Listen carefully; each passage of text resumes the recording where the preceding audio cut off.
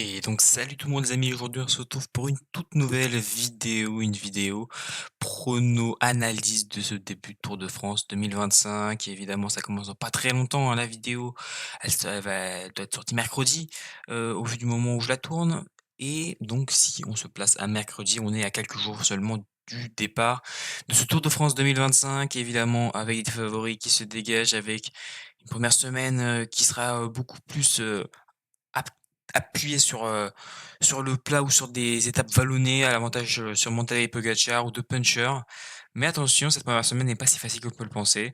Il peut y avoir des pièges. Il peut y avoir des pièges et pour moi le premier piège, bah, c'est le chrono individuel. Ne tombez pas dans le piège, vous les supporters, les, fans de Pogacar, de Vingegaard et cetera, les fans de vélo tout simplement. Et bien ce premier chrono pour moi c'est un piège pour Tadej Pogacar. Alors évidemment, il y a un favori qui va se dégager. Et ce favori n'est ni plus ni moins que Remco Evenepoel, champion du monde en titre, champion olympique en titre, tout simplement le meilleur coureur au monde sur chrono. On fait pas mieux que ça actuellement dans le monde. Il est juste tout simplement trop fort. Déjà, juste posé sur un vélo de base, c'est compliqué pour les coureurs derrière d'avoir une aspiration. Alors je vous laisse un petit imaginer sur un vélo de chrono. Ce que ça peut donner, évidemment, c'est le grandissime favori de cette, 5e étape. Et à noter aussi qu'il pourrait donc prendre le premier maillot jaune, son premier maillot jaune, Remco Evenepoel. C'est vrai que bon, bah, voilà, on se dit sur les 4 premières étapes avant, il y a 2 étapes un petit peu accidentées qui vont tout convenir seulement à Tadej Pogacar. Mais est-ce que Pogacar va vouloir prendre le maillot jaune directement? Est-ce que Pogacar sera maillot jaune à ce moment-là aussi? Ce n'est pas sûr. Est-ce il peut y avoir une échappée qui va aller au bout? Ça, on ne le sait pas encore évidemment. Mais Tadej Pogacar, évidemment, il va falloir prendre du temps directement sur Jonas Vingegaard, hein, il va falloir faire mal à Vingegaard d'entrée. Mais Remco Evenepoel, pour moi, est favori sur ce chrono et devrait prendre le maillot jaune, après sa 5e journée. Évidemment, on est obligé de parler de Tadej Pogacar et de Jonas Vingegaard qui vont s'affronter sur ce chrono. Eh bien, le premier point, eh bien, il revient à Jonas Vingegaard qui, pour moi, est bien plus favori que Tadej Pogacar sur un chrono de 33 kilomètres. Voilà, on le sait, hein, Tadej Pogacar, on l'a vu sur notamment le Dauphiné, où il a perdu quand même pas mal de temps. Alors certes, il y a eu quelques petits problèmes de réglage, mais Jonas Vingegaard est en général, pour moi, meilleur que Tadej Pogacar. Surtout au vu du chrono, c'est pas un chrono de montagne, c'est un chrono quand même assez plat. Et là, Jonas Vingegaard, bah, il n'est plus blessé, il revient à sa forme à 100 ou presque. Il lui faut encore un petit peu de temps, hein, on l'a vu, hein, sur le Dauphiné où, bon, il était pas à 100 là où Pogacar avait l'air d'être bien mieux. Mais attention sur le chrono, je pense que Vingegaard, va prendre de l'avance sur, Tadej Pogacar, même si je pense que l'écart sera pas énorme entre les 2. La première étape de montagne, ce sera la 10e étape, une première arrivée au sommet d'un col de 2e catégorie où il pourra peut-être y avoir quelques écarts, même si je pense que ce sera une arrivée groupée au sein du peloton où je pense que Pogacar devrait remporter le sprint, hein, assez logiquement. Mais, pour avoir une première arrivée au sommet, il va falloir attendre un petit peu. Et oui, il va falloir attendre une, première étape de montagne, une première grosse arrivée au sommet en altitude à 1 500 mètres d'altitude. C'est l'arrivée à Hautacam. À Hautacam, c'est là qu'on aura eh bien, tout simplement, les premiers jugements au vu du classement général entre Pogacar et Vingegaard, on verra qui sera le plus fort, dès cette étape, voilà, hein. Il y aura beaucoup de cols, plusieurs un enchaînement de cols, pardon. Et vous le voyez, au vu de la pente, ça va faire mal. On est sur des très gros pourcentages, un col quand même assez long, hein, 13 kilomètres, c'est long. Mais attention, avec, ces pourcentages, on peut avoir un avantage à Pogacar, mais on sait aussi que sur ce genre de col, Vingegaard est pas mal. Ça va être dur, hein, de départager les 2, même si certains disent déjà que le Tour de France est joué, hein, que Pogacar va l'emporter. Je ne suis pas aussi sûr que vous, parce que, il y a des grosses étapes qui arrivent. C'est une première arrivée à 1 500 mètres d'altitude, c'est pas non plus très, très haut. Là où Pogacar aura peut-être un plus gros avantage sur Vingegaard, mais attention parce que vous allez voir ce qui arrive dans la suite, c'est beaucoup plus compliqué.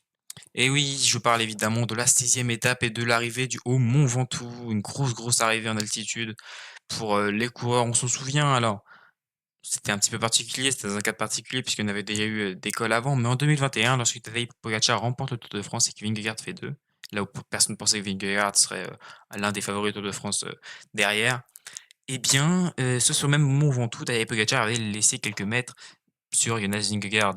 Alors certes, là, on n'aura pas de difficulté avant, mais c'est une arrivée en altitude et sur les arrivées en altitude, s'il y a un tout petit peu de vent et cetera, est-ce que Pogacar sera suffisamment fort sur ce genre de montée par rapport à Jonas Vingegaard qui m'avait l'air un peu plus impressionnant sur les arrivées en haute altitude?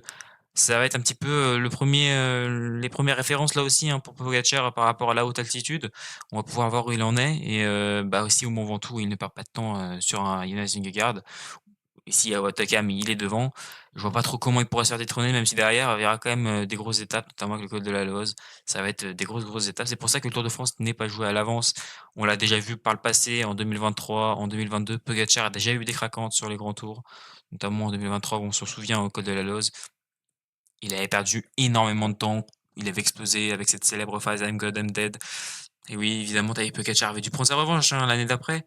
Il était tombé aussi en début d'étape, ce qui n'avait pas forcément dû arranger les choses. Mais on avait bien compris que le Slovène n'était pas à 100% à ce moment-là, n'était pas très bien.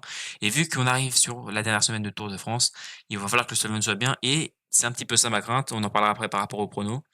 Mais attention à ce qu'il ne soit pas en forme trop tôt de Tadej Pogacar. Et on passe donc au prono. Alors évidemment, je vous ai fait, les étapes qui me paraissaient les plus importantes, où je pense que ce sera là qu'il y aura les plus gros écarts. On a fait le chrono, on a parlé aussi de l'étape et de l'arrivée à Hautacam, on a parlé du col de la Loze parce que pour moi, ce sera les 2 grosses étapes de montagne où on aura les gros écarts et on pourra dire, si, c'est déjà un petit peu acté ou pas, par rapport à la suite. Même si, je tiens à préciser, même si Pogacar ou même si Vingegaard sont en tête à ce moment-là, rien n'est joué. Il restera encore 2 grosses étapes de montagne derrière qui vont faire vraiment très, très mal, avec notamment l'arrivée à la Plagne où ça va être très dur. Mais bon bref, on passe aux pronos et pour commencer les pronos, on va évidemment commencer par le classement général. Au classement général, le classement du maillot jaune, évidemment, ça fait beaucoup de débats, ça fait beaucoup polémique. Pogacar versus Vingegaard, qui va gagner le Tour de France cette année? Alors attention, parce qu'on pourrait se dire, voilà, on concentre tout sur Vingegaard et Pogacar, mais est-ce qu'il pourrait y avoir une surprise? Personnellement, je ne pense pas. J'ai un petit peu du mal à y croire. Je pense que ça va se jouer entre les 2. Beaucoup disent déjà que le Tour de France est joué, que Pogacar va remporter le Tour de France. Moi, j'ai mon avis là-dessus, mais je vais aller un peu à l'encontre de mon avis finalement au vu de mon pari. Je pronostique que Tadej Pogacar va gagner le Tour de France. Maintenant, je pronostique pourquoi est-ce que je pronostique Tadej Pogacar? La raison pour laquelle je pronostique Tadej Pogacar, c'est que quand je fais mon pronostic, je le fais de manière assez subjective aussi, c'est-à-dire que je préfère Tadej Pogacar à Jonas Vingegaard. Et j'ai un petit peu du mal à pronostiquer Jonas Vingegaard en me disant bon voilà, j'ai un prono sur Vingegaard, mais en même temps à côté je vais supporter Poggi. C'est pas trop logique non plus. Mais aussi au vu de la tas de forme de Tadej Pogacar, on se dit bon bah voilà, Pogacar est vraiment le grand favori, on l'a vu depuis le début de saison, il marche depuis l'an dernier, il marche, il est juste tout simplement trop fort, c'est le meilleur coureur du monde, sans aucun débat. Maintenant, je vois beaucoup de gens qui disent ouais, le Tour de France est plié, sur le Dauphiné on a vu déjà ce que ça donnait, c'est terminé. Je vais pas être d'accord avec vous, n'hésitez pas d'ailleurs à en parler en commentaire et à faire débattre avec moi. Mais pour moi, le Tour de France n'est pas joué du tout à l'avance. Jonas Vingegaard, les gars, il est tout simplement en train de gérer sa préparation. On est plus qu'à quelques jours du Tour de France. Lorsqu'il y a eu le Dauphiné, on était à 3 semaines du Tour de France. Jonas Vingegaard n'avait pas couru depuis plus de 2 mois, je crois, depuis Paris-Nice, donc ça fait quand même déjà un petit moment. Là, Jonas Vingegaard, il aura eu le temps de s'adapter, de progresser. Et je pense qu'il va arriver sur le Tour de France, sur la première semaine du Tour de France à 95-96% et en deuxième semaine, il sera vraiment à 100%. Là où Pogacar, pour moi, lui, est déjà à 95-96%. Il arrivera à 110-120% sur la première semaine et baissera forcément au cours de la deuxième et troisième semaine. Donc c'est pour ça que je vous le dis, attention, la troisième semaine, c'est la plus grosse semaine de ce Tour de France. C'est là où il y aura tous les écarts avec le Ventoux, avec Alderville-Laplagne. Enfin bref, il y aura des grosses étapes de montagne. Et attention à Pogacar à ne pas être trop tôt en forme. On l'a déjà vu par le passé, ça peut arriver à certains coureurs.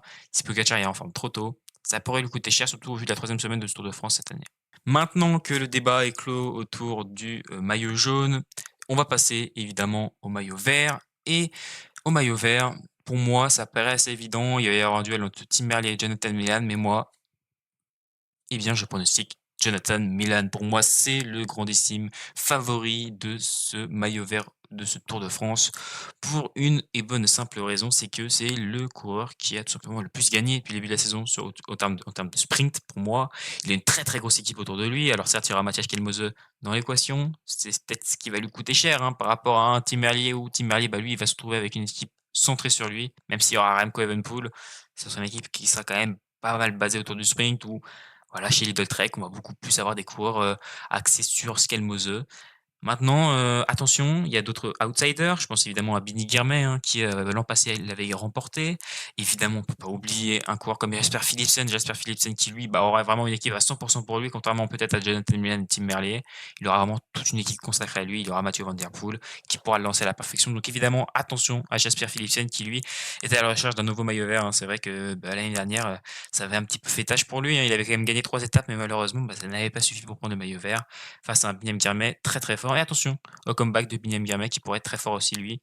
Mais je pense que Jonathan Milan a un vrai avantage parce que, bah, c'est pour moi le meilleur spectateur de la planète actuellement. Même si Tim Merlier marche très fort, même si Jasper Philipsen va sûrement marcher très fort aussi, je pense que Jonathan Milan a vraiment un avantage par rapport aux autres. Au niveau du maillot de meilleur grimpeur, alors évidemment, c'est le classement le plus compliqué à pronostiquer. D'ailleurs, mon prono ne sera pas réellement un vrai prono, parce qu'on l'a vu, hein, au cours des années, ça change, on ne sait jamais ce qui va se passer. À tout moment, c'est Pogacar qui va remporter, à tout moment, c'est Vingegaard. On ne sait jamais comment ça tourne. Il y a quelques années, ça avait été Chicone. Maintenant, pour cette année, c'est quand même assez compliqué à pronostiquer. Mais moi, je vais vous dire un coureur que j'aimerais bien qu'il joue le meilleur grimpeur. Ce serait vraiment intéressant, je pense, pour lui. Il en est capable, j'en suis sûr et puis, je pense que vous serez assez d'accord avec moi. Et oui, je parle de Lenny Martinez, le Français, c'est vrai, on n'a pas vu un Français gagner le meilleur grimpeur depuis un bon petit, moment. Lenny Martinez, on sait qu'il ne jouera pas le classement général cette année, l'a annoncé: «Je ne jouerai pas le général». Eh bien, il a dit qu'il voulait jouer les étapes et moi je me dis s'il veut jouer les étapes, pourquoi pas jouer même grimpeur aussi avec? Ça peut être intéressant. C'est vrai que bon voilà, ça va être, son 2e Tour de France je crois, Lenny Martinez. Ce serait intéressant de le voir prendre des échappées, d'aller jouer même grimpeur. Il a seulement 21 ans, il est encore très jeune. Il faut lui laisser du temps pour pouvoir progresser encore un peu, notamment par rapport au classement général. On sait en chrono, c'est pas tip top non plus encore.